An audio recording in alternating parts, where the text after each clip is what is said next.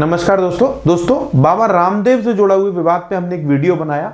उस वीडियो में हमने बताया कि बाबा रामदेव से जुड़ा हुआ विवाद क्या है, लेकिन विवाद अब एक नए मोड़ पे आ गया है। उस विवाद के बारे में थोड़ा चर्चा करते हैं। चर्चा करने से पहले, शुरू करने से पहले मैं आपको एक टिप्पणी सुनाता हूं, उसके बारे में फिर बात करेंगे। हम आपकी बखिया उधेड़ देंगे, ये शब्द है, ये लाइन है, हम आपकी बखिया उधेड़ देंगे। आप इस लाइन को सबसे पहले, अगर आपने सुनी होगी लाइन, बहुत बार सुनी होगी आपने समाज में, लेकिन ये लाइन क्या कहती है? ये लाइन जो अगर कोई व्यक्ति बोल रहा होता है, आप उससे उम्मीद क्या करते हैं? वो कैसा व्यक्ति होगा? पढ़ा लिखा होगा या अनपढ़ व्यक्ति से ये उम्मीद करेंगे? पढ़ा लिखा तो छोड़िए, ये शब्द हैं माननीय सुप्रीम कोर्ट के जज के। और किसके बारे में, किस विवाद के बारे में उन्होंने टिप्पणी करी? बाबा रामदेव के विवाद में। ये जो टिप्पणी है सुप्रीम कोर्ट की टिप्पणी है। हालांकि सुप्रीम कोर्ट की टिप्पणी होती है वो एक नजीर होती है, एक गाइडलाइन होती है अन्य न्यायालयों के लिए, लेकिन सुप्रीम कोर्ट में जब ऐसी भाषा, अब आप समझ सकते हैं इसके बारे में, ये सुप्रीम कोर्ट के माननीय जज की भाषा है। और सुप्रीम कोर्ट के जो जज होते हैं, सुप्रीम कोर्ट के जो डिसीजंस होते हैं, वो हम सब भारतीयों के लिए पत्थर की लकीर होती है। वहां की जितनी भी गाइडलाइन निकलती हैं, जो उनकी बातें होती हैं, वो सभी न्यायालयों में एज एन एविडेंस उनकी बातों को साक्ष्य के रूप में दिखाया जाता है। अब इस भाषा से पहले इस विवाद को थोड़ा समझते हैं। बाबा रामदेव से जुड़ा हुआ विवाद क्या है?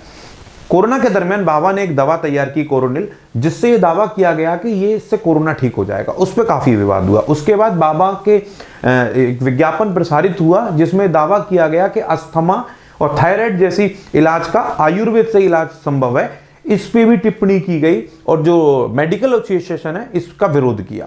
ये मामला न्यायालय पहुंचा, तो न्यायालय ने इसको बोला कि आप ऐसे भ्रामक विज्ञापन ना फैलाएं, और उसके बाद उस पर कड़ी उसकी निंदा की। अगले दिन बाबा ने प्रेस कॉन्फ्रेंस की, लेकिन फिर न्यायालय में बात इसलिए उठी क्योंकि न्यायालय ने बोला बाबा को कि आपने हमारी सुप्रीम कोर्ट की जो गाइडलाइन है, सुप्रीम कोर्ट का जो आदेश, उसका पालन नहीं किया। आपने प्रेस कॉन्फ्रेंस की। बाबा रामदेव ने इस पे न्यायालय के समक्ष उपस्थित होकर अपना माफीनामा दिया। कोर्ट ने माफीनामे को नहीं माना। दोबारा बाबा रामदेव इसमें उपस्थित हुए और माफीनामा दिया, लेकिन कोर्ट ने इसमें नहीं माना। विवाद को और थोड़ा सा समझते हैं।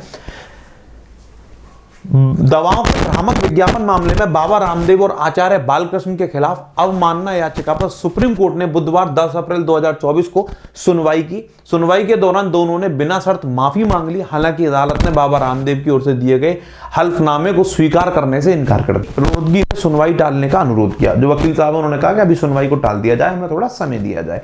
जज साहब ने इसको सुनने से मना किया। अब इसके बाद कोर्ट ने मामले की सुनवाई के दौरान, जब ये मामले की सुनवाई हुई, तो उत्तराखंड सरकार को भी कड़ी फटकार लगाई। सुप्रीम कोर्ट ने उत्तराखंड सरकार को फटकार लगाई और केंद्र सरकार ने 2020 में मामला उत्तराखंड सरकार को भेजा था, लेकिन उत्तराखंड के अधिकारियों ने इस मामले में निष्क्रियता दिखाई। अब उन अधिकारियों पर भी कार्रवाई होनी चाहिए।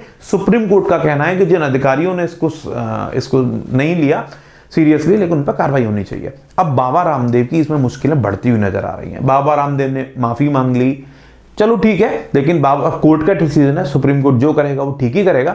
लेकिन सुनवाई के दौरान जस्टिस अमानुल्लाह ने उत्तराखंड के राज्य लाइसेंस प्राधिकरण के प्रति गहरी नाराजगी जाहिर करते हुए कहा, हम आपकी बखिया उधेड़ देंगे।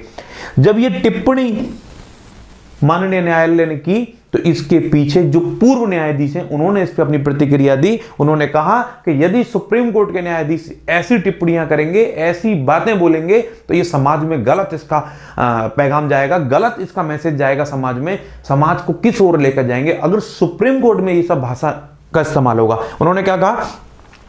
जस्टिस अमानुल्लाह की टिप्पणी से आप पूर्व जज नाराज हैं। उनका कहना है कि अदालती कार्रवाई ने संयम के मानदंड स्थापित किए हैं, लेकिन जो भाषा जस्टिस ने सुनवाई के समय प्रयोग की, वो सड़क पर मिलने वाली धमकी जैसी है। मतलब ये ऐसी भाषा है, हम आपकी बखिया उधेड़ देंगे, जैसे सड़क पर किसी ने धमकी दी हो। ये तो संयम की कार्रवाई है। ये पूर्व जजों ने इसमें टिप्पणी की। जस्टिस ने सुनवाई के समय प्रयोग की वो सड़क पर मिलने वाली धमकी जैसी है। पूर्व जजों और मुख्य न्यायाधीशों ने सलाह दी है कि जस्टिस अमानुल्लाह को खुद को आवश्यक न्यायिक आचरण से परिचित कराने के लिए सुप्रीम कोर्ट के 2 निर्णयों को देखना अच्छा होगा। अब जस्टिस ने बोला कि सुप्रीम कोर्ट के 2 निर्णय अमानुल्लाह जी को देखना चाहिए, उन निर्णयों को देखना चाहिए। उसके बारे में थोड़ा बात करते हैं।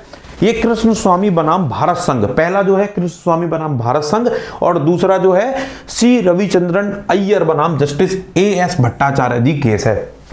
मतलब सुप्रीम कोर्ट ने के जो पूर्व जज उन्होंने बोला कि इन दो केसों को आप देखिए कि भाषा की सभ्यता का कितना बड़ा फर्क पड़ता है। और सुप्रीम कोर्ट के जस्टिस हैं भाई, छोटी मोटी बात नहीं है। अगर वो ऐसी भाषा बोलते हैं, इसका समाज में क्या पैगाम जाएगा, क्या समाज के लोग इससे सीखेंगे, ये बहुत ही विचार करने वाली बात है। कृष्ण स्वामी मामले में सुप्रीम कोर्ट ने कहा था कि संवैधानिक अदालत के जजों को आचरण समाज में सामान्य लोगों से कहीं बेहतर होना चाहिए। मतलब जो जज संवैधानिक पीठों पर बैठे हैं, उनका जो चरित्र है, उनका जो आचरण है, सामान्य लोगों से भी कई गुना बेहतर होना चाहिए।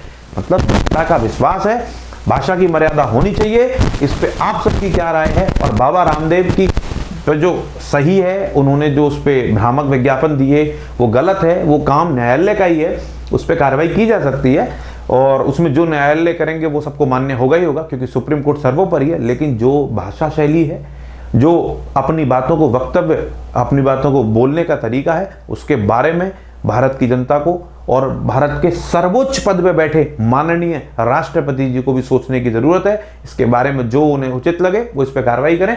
और भारत के लोगों की, हम सभी की, आप सभी की इस बारे में क्या राय है, कमेंट सेक्शन में जरूर बताएं। और बाबा रामदेव पे अब क्या कार्रवाई होगी ये भी देखने की बात है। सुप्रीम कोर्ट इसमें क्या अपना निर्णय देता है। हालांकि बाबा ने बिना शर्त के अपनी माफी इसमें दे दी है, लिखित में माफी मांग ली है। अब इसमें क्या होता है ये देखने की बात है।